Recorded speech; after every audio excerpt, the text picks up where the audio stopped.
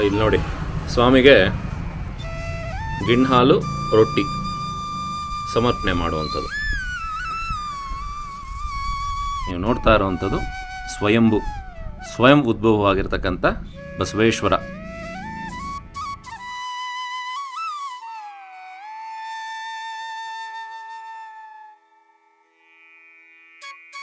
ಮಾಡ್ಕೊಳ್ಳುವಂಥವ್ರು, ಆಮೇಲೆ ಹಸುಗಳಿಗೆ ಹುಷಾರಿಲ್ಲದೆ ಇದ್ದಾಗ ಅರ್ಕೆ ಮಾಡ್ಕೊಳ್ಳುವಂಥವ್ರು, ಆಮೇಲೆ ಇಂಥ ಕರು ಬೇಕು, ಇಲ್ಲ ನಮ್ಗೆ ಆರೋಗ್ಯವಾಗಿರೋ ಕರು ಬೇಕು ಅಂತ ಹೇಳಿದಾಗ ಅವರ ಇಚ್ಛಾನುಸಾರ ಭಗವಂತ ಏನಾದರೂ ಒಂದು ಕರುವನ್ನ ಕೊಟ್ರೆ, ಅವ್ರು ಕೇಳಿದಂಥ ಕರುವನ್ನ ಕೊಟ್ರೆ ಅದು ಫಸ್ಟ್.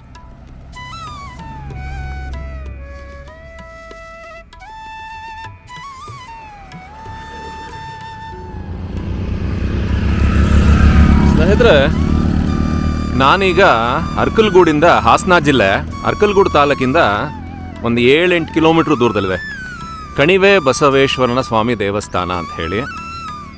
ಆ ದೇವಸ್ಥಾನಕ್ಕೆ ಬಂದಿದ್ದೀನಿ. ಇದರ ಕತೆ ಏನು ಅಂತ ಹೇಳಿ ತಿಳಿಸ್ತೀನಿ ಬನ್ನಿ. ಇದು ಮೈನ್ ರೋಡಲ್ಲಿದೆ.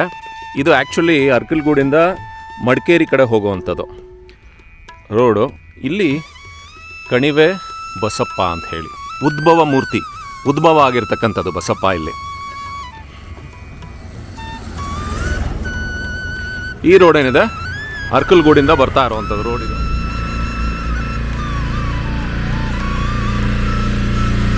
ಈ ರಸ್ತೆ ಒಂಥರ ತುಂಬ ಅಪ್ಪಿದೆ. ಜನ ಇಲ್ಲಿ ಗಾಡಿಗಳು ಹಚ್ಚಬೇಕಾದ್ರೆ ಮುಕ್ಕಿರಿಬೇಕಾದ ಆಟೋಗಳು, ಸಣ್ಣ ಪುಟ್ಟ ಗಾಡಿಗಳು. ಭಗವಂತ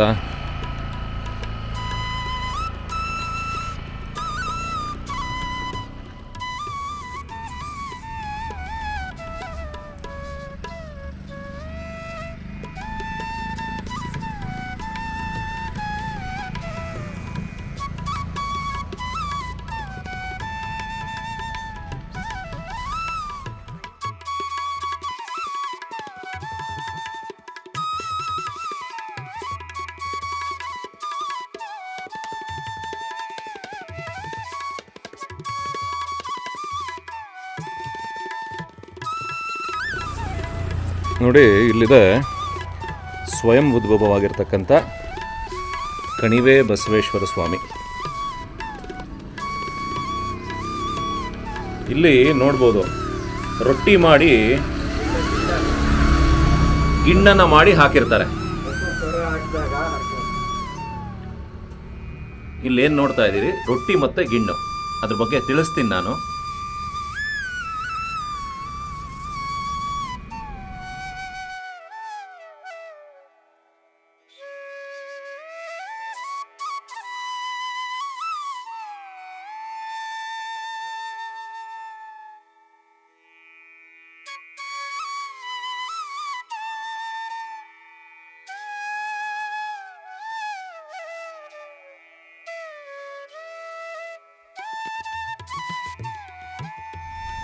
ಸ್ನೇಹಿತರೆ, ಇಲ್ಲಿ ಅರ್ಕಲ್ಗೂಡಿಂದ ಒಂದು 7 ಕಿಲೋಮೀಟರ್ ದೂರದಲ್ಲೇ ಒಂದು ಟೌನ್ ಸಿಗುತ್ತೆ.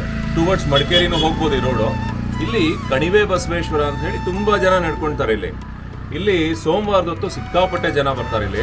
ಇಲ್ಲಿ ಏನು ವಿಶೇಷ ಏನು, ಇದು ಕಣಿವೆ ಬಸವೇಶ್ವರನ ಕತೆ ಏನು ಅಂತ ಹೇಳಿದ್ರೆ, ಒಂದ್ಸಾರಿ ಶಿವನ ನಂದಿ ಏನು ಮಾಡತ್ತೆ, ಭಗವಂತನ ಪರ್ಮಿಷನ್ ತಗೊಂಡು, ಅಲ್ಲಿ ಶಿವನ ಪರ್ಮಿಷನ್ ತಗೊಂಡು, ಪರಮೇಶ್ವರನ ಪರ್ಮಿಷನ್ ತಗೊಂಡು ಒಂದ್ಸಾರಿ ಭೂಲೋಕಕ್ಕೆ ಬರತ್ತೆ. ಭೂಲೋಕಕ್ಕೆ ಬಂದು ಇಲ್ಲೊಂದು ಹೆಬ್ಬುಲಿ ಇರತ್ತಂತೆ. ಆ ಹೆಬ್ಬುಲಿ ಇಲ್ಲಿರ್ತಕ್ಕಂಥ ಹಸು ಕರುಗಳಿಗೆಲ್ಲ ತುಂಬ ಸಮಸ್ಯೆ ಕೊಡ್ತಾ ಇರತ್ತಂತೆ. ಆ ಹೆಬ್ಬುಲಿನ ಸಾಯಿಸಿ ತದನಂತರ ಇಲ್ಲಿಯ ಕಣಿವೆಯ ಈ ಪರಿಸರಕ್ಕೆ ಮನಸ್ಸು ಹೊತ್ತು ಪರಮೇಶ್ವರನ ಆಜ್ಞೆ ಪಡೆದು ಇಲ್ಲಿ ಸ್ವಯಂಭೂ ಆಗಿ ನಿಲ್ಲಿಸಿರುವಂಥದ್ದು. ಇದು ಯಾರು ಪ್ರತಿಷ್ಠಾಪನೆ ಮಾಡಿರೋದಲ್ಲ, ಸ್ವಯಂಭೂ ಉದ್ಭವವಾಗಿ ನಿಲ್ಲಿಸಿರುವಂಥದ್ದು. ಅದಕ್ಕೆ ಇದನ್ನ ಕಣಿವೆ ಬಸವೇಶ್ವರ ಅಂತ ಹೇಳಿ ಹೇಳುವಂಥದ್ದು. ಹಾಗೆ ಈ ತಂದೆಗೆ ಸುತ್ತಮುತ್ತ ಹಳ್ಳಿ ಜನ, ಸುತ್ತಮುತ್ತ ತಾಲೂಕಿನವರು, ಅರ್ಕಲ್ಗೂಡು ಸುತ್ತಮುತ್ತ ಅವರೆಲ್ಲ ಇಲ್ಲಿಗೆ ಬರ್ತಾರೆ. ಏನಕ್ಕೆ ಅಂತ ಹೇಳಿದ್ರೆ, ಇವಾಗ ಹಸು ಫಲ ಆಗತ್ತೆ. ಆ ಫಲ ಆದಾಗ ನಮಗೆ ಒಂದು ಒಳ್ಳೆ ಆರೋಗ್ಯವಾಗಿರ್ತಕ್ಕಂಥ ಒಂದು ಕರು ಬೇಕು, ಆಮೇಲೆ ನಮ್ಗೆ ಇಂಥದೇ ಕರು ಬೇಕು ಅಂತ ಹೇಳಿ ಹರಕೆಯನ್ನು ಮಾಡ್ಕೊಳ್ಳೋವಂಥವ್ರು, ಆಮೇಲೆ ಹಸುಗಳಿಗೆ ಹುಷಾರಿಲ್ಲದೆ ಇದ್ದಾಗ ಹರಕೆ ಮಾಡ್ಕೊಳ್ಳೋವಂಥವ್ರು, ಆಮೇಲೆ ಇಂಥ ಕರು ಬೇಕು, ಇಲ್ಲ ನಮಗೆ ಆರೋಗ್ಯವಾಗಿರೋ ಕರು ಬೇಕು ಅಂತ ಹೇಳಿದಾಗ ಅವರ ಇಚ್ಛಾನುಸಾರ ಭಗವಂತ ಏನಾದರೂ ಒಂದು ಕರುವನ್ನು ಕೊಟ್ಟರೆ, ಅವ್ರು ಕೇಳಿದಂಥ ಕರುವನ್ನು ಕೊಟ್ಟರೆ, ಅದು ಫಸ್ಟು ಏನು ನಾವು ಹಾಲನ್ನು ಕರಿತೀವಿ, ಅದು ಕರು ಹಾಕಿದ ಮೇಲೆ ಅದಕ್ಕೆ ಗಿಣ್ಣು ಹಾಲು ಅಂತ ಹೇಳಿ ನಮ್ಮ ಕಡೆ ಹೇಳ್ತೀವಿ. ಗಿಣ್ಣು ಹಾಲು, ಒಬ್ಬರು ಒಂಥರ ಪ್ರೊನೌನ್ಸಿಯೇಷನ್ ಇರುತ್ತೆ, ಉಚ್ಚಾರಣೆ ಮಾಡುವಂಥದ್ದು.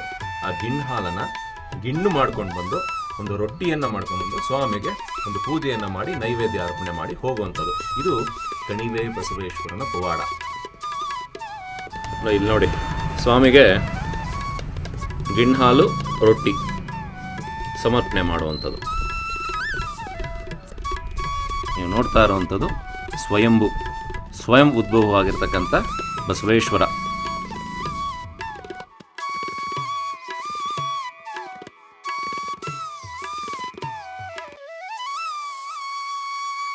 ಆಮೇಲೆ ನೋಡಿ, ಕಣಿವೆ ಬಸವೇಶ್ವರನ ನಡ್ಕೊಳ್ಳುವಂಥ ಭಕ್ತ ಸಮೂಹ ತುಂಬ ಇದೆ.